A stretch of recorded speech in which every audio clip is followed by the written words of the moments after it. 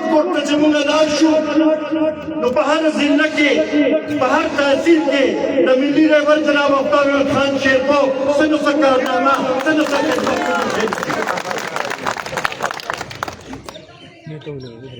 دې سره سره ملي رهبر دا وکړو چې د شهید وطن حیات محمد خان شیرپا هغه سوچ لا یو پلیټ فارم یې جوړ کړو هغه پلیټ فارم نن د قومي وطن پارټۍ په شکل کې زموږ ټولو اساسه ده دا زموږ ټولو پارټي ده ما نه مخکې دلته کې خبره وشوه چې بهی راپاسې او تاسو وګرځئ او خلکو ته دعوت ورکړئ او دا ضروري نه ده چې ستاسو کار څوک وګوري دا خو زموږ خپل کار دی زموږ خپله پارټي ده زموږ خپل سوچ دی زموږ خپل فکر دی زموږ خپل سیاست دی دې لپاره خو که زه راپاسم او چا له ورځم دا خو د خپل کار کې کار کوم دې کې خو بلکل هېڅ قسمه هچکچاهټ نه پکار دا د هر کارکن د هر یو کس فرض دی دا به راپاسو به دې لپاره به جدوجهد به کوو به دا پارټي به موږ نه مضبوطوو دا به موږ نه به مضبوطي کړو وطن پارٹی جناب آفتاب احمد خان شیرپا عزتمندو امدادي ضرورت دی خلق مایوسه ناست دي 14 کاله یوې پارټۍ ته مسلسل دې صوبې کې اقتدار ملو شو په دې 14 کالو کې موږ را روان نسل چې دی د هغوی تربیت یې ډېر غلط طریقې سره نن که موږ وګورو په دې سیاست کې دا کم تناو او دا کم لهجه او دا کم دغه چې استعمالیږي د دې بنیاد هغوی کېښودل کم از کم د قومي وطن پارټۍ کارکنان فخر سره دا ویلی شي چې زموږ کارکنانو او زموږ مشرانو چې ته د دې حصه نه دي جوړ شوی چې ته داسې لهجه داسې هغه نه دي استعمال کړی قومی وطن پارٹی قومی وطن پارٹی شہید وطن حیات محمد خان شیرپا شیر پاکستان جناب آفتاب احمد خان شیرپا شیر سکندر خان شیرپا شیر سکندر خان شیرپا ویچ راولی با په دې شکل کې ولیدل چې خپل روایات زموږ خراب شو درې وزیر اعلیګان تېر شو دا د څلورم راغی یو خو د میډیا په وساطت سره ستاسو په وساطت سره د مرکزي حکومت ته موږ هم دا درخواست کوو چې دا ملاقات ته موږ ورکړئ چې دا ګیلې ختمه شي چې دا حکومت جوړ کړي دا صوبه زموږ داسې دغه ناسته ده دا د 10 ورځې تېرې شوې حکومت موجود نشته لا وزیر اعلی صاحب پکار چې بریفینګ دګیشتې وي د دې صوبې په مسلو باندې د هغې د حل لپاره میټینګونه یې کړي وي د هغې لپاره یې صلاحیمن جوړ کړی وي هغه شروع کړل د جلسو نه او د احتجاجي تحریکونو نه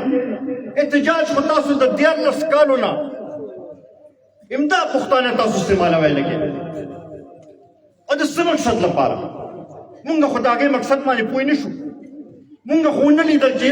تاسو څه داسې تبدیلي راوستله څه داسې دغه مو کړل چې هغې سره د دې پښتنو چې دی په دې په ژوند کې فرق راغلي 14 کاله ډېر لوی عرصه ده داسې موقع هېڅ چا ته هم نه رامیلو شوې دوی به ویې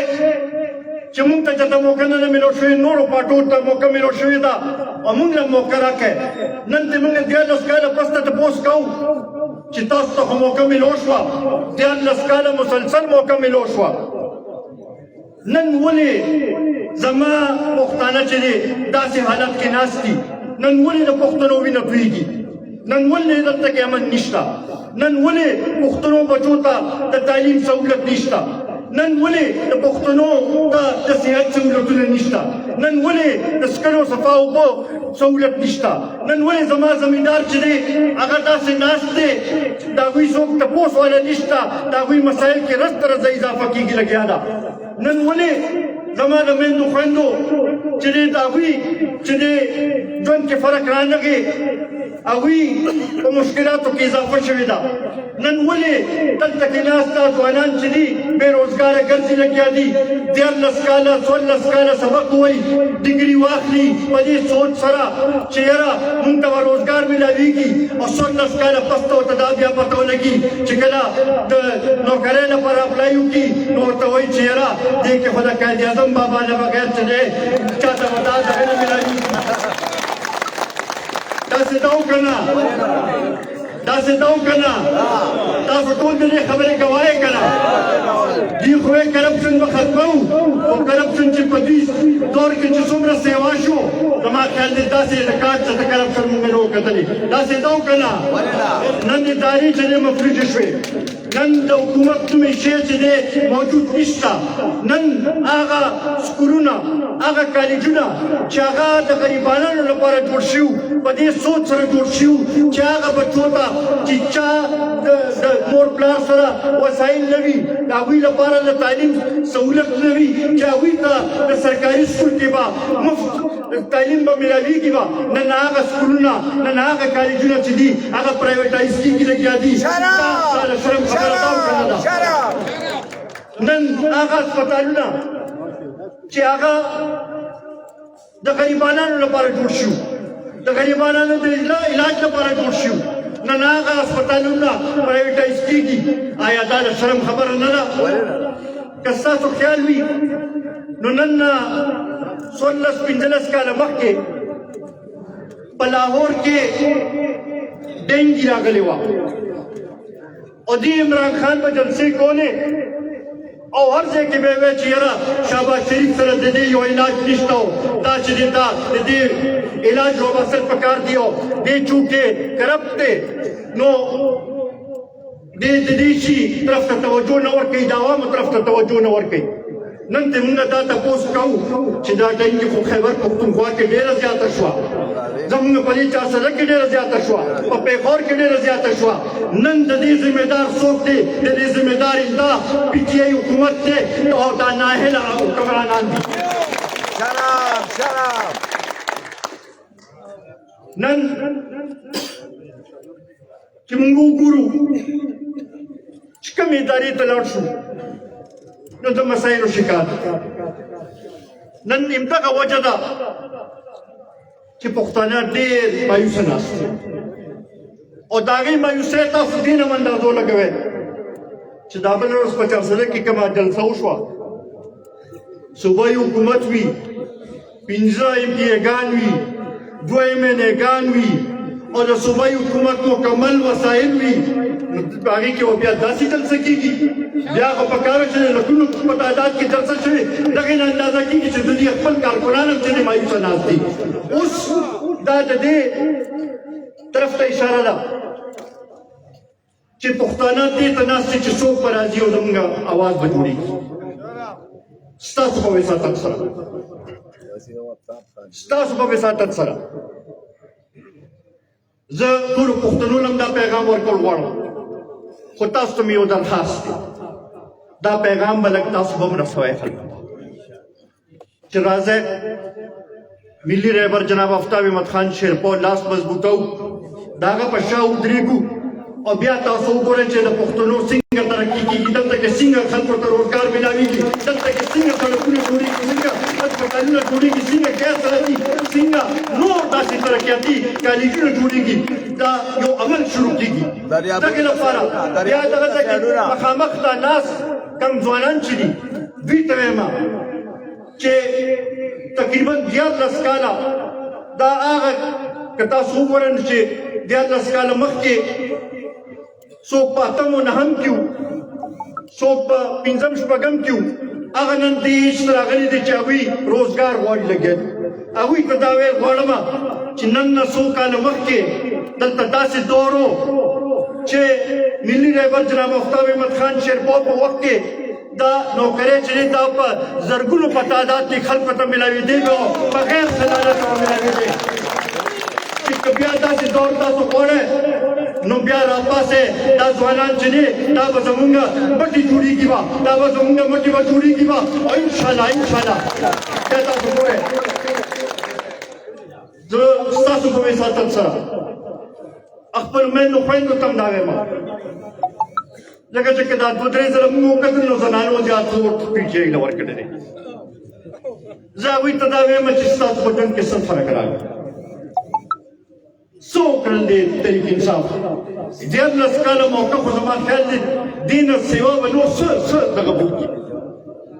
پکې مرکزي حکومت ته میلاو شو صوبایي حکومت دا درېیم ځل دلته کې څه فرق راغی زه خپل میندو خویندو ته هم وایم راځئ راپاسئ د ملي رهبر جناب آفتاب احمد خان شیرپو دا جنډه اوچته کړئ انشاءالله دا زمونږ کام چې دی دا به ترقي به کوي به انشاءالله عزتمندو دا یو څو ورځو نه دا کوم افغانستان سره چې صورتحال جوړ دې ته موږ د تشویش په شکل کې دلته هم پښتانه دي هلته هم پښتانه دي موږ افغان حکومت ته هم دا درخواست کوو چې دلته دهشتګردي چې کېږي په هغې کې د پښتنو وینه تویېږي تاسو په دې کې د پاکستان د حکومت امداد وکړئ چې ستاسو خوره د دهشتګردۍ لپاره استعمال نه شي او دغه درخواست موږ د پاکستان حکومت ته هم کوو چې افغانستان زموږ یو ګاونډي ورور دی هم مذهبه او د ژبې او د دغه زموږ سره ډېر نږدې تعلق پاتې شوی بیا د 40 کالو نه دلته کې موږ سره چې کوم افغانان وروڼه دلته کې پاتې شوي دي د هغوی 40 کاله موږ دلته خدمت کړی دی دا ټول څه په یو څو خبرو باندې ضایع کول نه دي پکار موږ ته پکار دی چې دې وخت کې د سوچ نه کار واخلو او دا خبرې چې دي دا په خبرو په ذریعه حل کولو کوشش وکړو په ترکیه کې چې کوم عمل روان دی موږ د هغې سپورټ کوو موږ دا توقع لرو د خپل وروڼو نه که هغه ترکیه ده که هغه یو ای دی که هغه قطر دی د هغوی نه دا موږ تمه لرو چې هغوی په دې کې یو کردار ادا کوي به او دا مسله چې ده دا به خوشاسلوبۍ سره به حل کېږي به زه په دې موقع باندې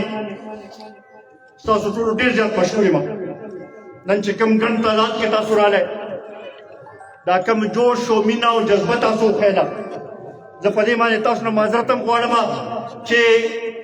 بعضې ملګرو ته کرسۍ هم میلاو نه شوې موږ خو دا تمه نه وه چې دومره ملګري به راشي په ډېر شارټ نوټس باندې دا ملګري دلته کې تاسو راغلی دا تمه لرم چې امدا مینې امدې اخلاص به تاسو اظهار کوئ نن نه به هر یو کس ځان به ملي رهبر جناب آفتاب احمد خان شیرپو ګڼئ او په خپل کلي کې په خپل کوڅه کې په خپل چارپیچن کې به هر چا له دعوت به ورکوئ او په دې خبرې به خلک پوهوئ چې د دې وخت دا ضرورت دی د دې خاورې دا ضرورت دی د دې پښتون قام دا ضرورت دی چې ملي رهبر جناب آفتاب احمد خان شیرپو له موږ لاس ونیسي زه خپلې خبرې په دوه درې نارو باندې ختموم د دې جواب به راکوئ خپل کام خپل پارټي قومي وطن پارټي خپل کام خپل پارټي خپل کام خپل پارټي قومي وطن پارټي